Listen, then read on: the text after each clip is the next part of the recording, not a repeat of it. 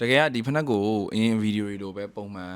review လေးနဲ့ unboxing နဲ့လုပ်မယ်ဆိုပြီးစီစဉ်ထားတာဒါပေမဲ့ဒီဖက်နှက်စရောက်ထဲကကျွန်တော်မဝယ်ဖဲမနေနိုင်လို့ခါရဲတန်းစီလိုက်တာ unboxing ဒီအသစ်လေးကို unboxing review မလုပ်လိုက်ရအောင်ဒါပေမဲ့အဲ့ဒါကပိုမိုက်သွားတယ်လို့ကျွန်တော်တို့ထင်တယ်ဒီဖက်နှက်တွေကအလှစီးပြီးတော့ကြောကြောရွရွလေးစီးဖို့ဆိုတာတဲ့ beat up လုပ်ဖို့နှိမ့်တိုင်းဝတ်ဖို့နဲ့ဂျင်းမောင်းမီတွေလိုပဲကိုယ့်ရဲ့ lifestyle ကိုယ့်ဘဝပေါ်မူတည်ပြီးတော့ပုံစံပြောင်းတဲ့ဖက်နှက်တွေဖြစ်တဲ့အတွက်ဒီလိုမျိုးလေးပြရတာပို့ပြီးတော့အဓိပ္ပာယ်ရှိရလို့ကျွန်တော်လည်းယူဆတယ်။များသောအားဖြင့် red wing ဆိုရင်ကျွန်တော်တို့အမြင်များတာ leather အယောင်နဲ့ boot ကြီးတို့ပိုမြင်ရလိမ့်ရှိတယ်။ဒါပေမဲ့ကျွန်တော်တို့ပထမအဆုံး boot စစီးမဲ့သူအနေနဲ့ဒီဖက်နှက်တွေကိုစီးမယ်ဆိုရင်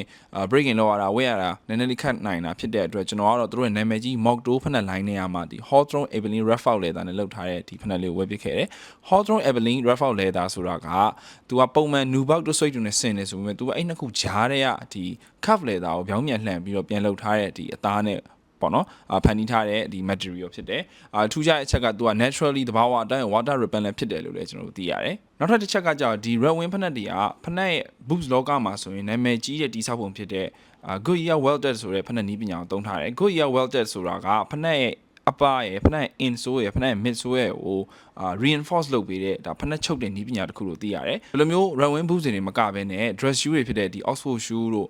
derby shoe တို့ထားပါတော့ Chelsea boots ဆိုဟာမျိုးတွေမှာဆိုရင်လည်းဒီ Goodyear welded လို့ပါတဲ့တိစောက်ပုံပါတဲ့ဖက်နှက်တွေက respectable ဖြစ်တဲ့ဒါဖက်နှက်မျိုးစားတွေဖြစ်တယ်လို့လည်းဒါအရင်တုန်းကကတော့ကျွန်တော်သိရတယ်ပေါ့နော်ဆိုတော့ဒီလိုမျိုး Goodyear welded ဒီစောက်ပုံနဲ့ဆိုရင်ဖက်နှက်ကရေဝင်မှုအများကြီးပိုခက်ခဲသွားတယ်ဖက်နှက်ရဲ့အကျန်းခံမှုကလည်းပုံမှန်ဖက်နှက်တွေအများကြီးပို့ပြီးတော့အကျန်းခံတဲ့အတွက်နှစ်ရှည်လာများတာစီးလို့ရတယ်ဒီဖက်နှက်ကိုကျွန်တော်စပြီးတော့စီးတော့ breaking လုပ်ရတယ်ဒီဖက်နှက်နဲ့အကျဉ်းသားရဖို့ကတော့ရပ်ပိုင်းလေးနည်းနည်းလေးတော့ယူလိုက်ရတယ်အထူးသဖြင့်ဖက်နှက်ကနည်းနည်းလေးအစပိုင်းမှာတော့နည်းနည်းလေးဟိုတောင့်တင်နေပေါ့နော်အသက်ဖြစ်နေတဲ့အတွက်တောင့်တင်းသလိုခံစားရတယ်ဆိုပေမဲ့စပြီးစီးတဲ့ comfort ကတော်တော်လေးမိုက်တယ်အထူးသဖြင့်ဒီအောက်ဆိုးကပေါ့နော်မထင်ထားရလောက်အောင်ကိုတော်တော်လေး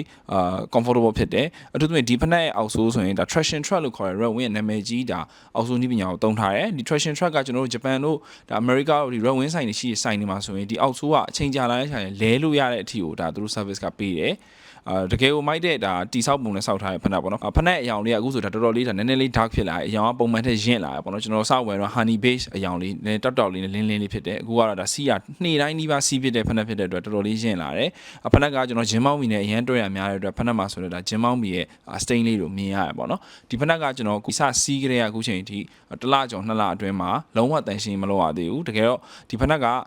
ယောင်နှူလေးဆိုပေမဲ့တန်ရှင်းလို့ရတာအရန်လွယ်တဲ့အထက်မှာပါတယ် red wing ဖက်နှက်တွေကတန်ရှင်းလုပ်လို့လွယ်တဲ့အထက်မှာဒါပါတဲ့ဖက်နှက်မျိုးစားတွေလည်းဖြစ်ပါတယ် outfit style လေးမှာဆိုရင်လည်းကျွန်တော်ကတော့ဒါဂျင်းမောင်းပြီးအရင်ကြီးနဲ့မပွားလုံးပဲအရင်ကြီးနဲ့မကြက်လုံးတဲ့ဘောင်းဘီနဲ့ကျွန်တော်တွဲဝတ်လေးရှိတယ်ပုံမှန်ဆိုရင်တော့ကျွန်တော်တို့ red wing ဖက်နှက်တွေကိုဆိုရင်ဒါ boots အကုန်လုံး height တစ်ခုလုံးမြင်အောင်ဝတ်ကြရဆိုပေမဲ့ကျွန်တော်ကတော့ဒီဖက်နှက်လေးကိုဒီဖက်နှက်လေးရဲ့ဒီထူတဲ့ပုံစံလေးနဲ့ဒီတိဆောက်ပုံလို့အရင်သဘောကျတော့ကျွန်တော်ကတော့ဖက်နှက်လေးကိုဒီအပေါ်ပိုင်းကိုဖုံးပြီးဝတ်လေးရှိရပေါ့နော်ဆိုတော့ဒါကျွန်တော်ပုံမှန်ဝတ်နေကြတာ style တစ်မျိုးပေါ့ဒါဒီဖက်နှက်ကိုကျွန်တော်ကတော့အဲ့လိုမျိုး style လေးလုပ်ဖြစ်တာများတယ်ဒီဖက်နှက်ဝယ်ပြီးတဲ့နောက်မှာဒီ red wing ရဲ့ဒီ comfort ကိုတော်တော်လေးသဘောကျဖြစ်တဲ့အတွက်ကျွန်တော်နောက် red wing နာမည်ကြီးဖက်နှက်တွေဖြစ်တဲ့ Iron Ranger တို့နောက် classic Chelsea တို့လို model တွေကျွန်တော်တော့ဆက်ဝယ်ဖို့ကျွန်တော်စီစဉ်နေတယ်ဒီဗီဒီယိုကြည့်နေတဲ့မှာ red wing ကိုကြိုက်တဲ့လူတွေရှိရင်ဘာလို့လဲဆိုတော့မြန်မာနိုင်ငံမှာ red wing ကြိုက်တဲ့လူတွေအများများဖြစ်တဲ့အတွက်ကျွန်တော်ကိုဘယ် model ထပ်ပြီးတော့စမ်းသင့်တယ်ဆိုတာလဲဒါ recommend လုပ်ပေးဖို့တောင်းဆိုပါတယ်ဒီဖက်နှက်ဆိုရင်ကျွန်တော်စိတ်ထဲမှာအဲ့လို sneaker တင်စီးနေရဆိုအမြဲခံစားရတဲ့အတွက်ကျွန်တော်အခုဆိုရင်အမြဲအပြင်သွားရင်ဒါကောက်ဆွတ်ဖြစ်တဲ့ဖက်နှက်တင်ဖြစ်နေပြီပေါ့နော်ကျွန်တော်ဝယ်ပေးတယ်ဒါ26ကအကိုဆိုရင်လည်းသူကအစ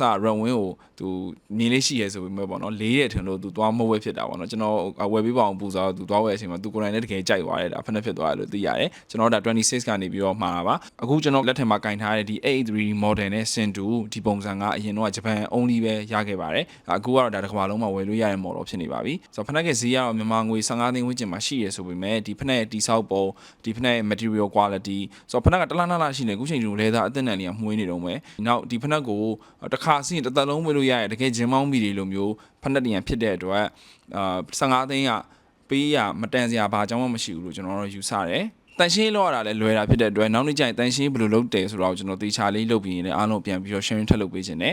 ကျွန်တော်အခုရန်ကုန်ပြန်ရောက်နေရန်ကုန်မှာလည်းကျွန်တော်နေ့တိုင်းနေ့ပါစီးဖြစ်တယ်စီးရတာအရန်ကို comfortable ဖြစ်ပြီးတော့ဟိုလှည့်ကြည့်ကြမလို့လောက်အောင်ဟိုအဆင်ပြေတဲ့ဖက်နှက်တင်ရလို့ကျွန်တော်ယူဆတယ်အဲ့တော့ဒီတစ်ခေါက်ကတော့ကျွန်တော်ဖက်နှက် unboxing မလုပ်ဖြစ်ခဲ့ဘူးဒါပေမဲ့နေ့တိုင်းစီးပြီးတော့ဖြစ်လာတဲ့ red wing ရဲ့အလှတော့ဒါအားလုံးနဲ့တူတူ sharing လုပ်ပေးနိုင်ခဲ့ပြီလို့ကျွန်တော်ပြောပြလို့ရပါတယ်ဆိုတော့ red wing fan တွေရှိရင်လည်းအကြိုက်ဆုံး model ကဘာဖြစ်မလဲဆိုတာ comment မှာရေးခဲ့ပြပါအောင်ဆုံးဖြတ်ကြည့်ပြရလို့ကျေးဇူးများကြီးတင်ပါတယ်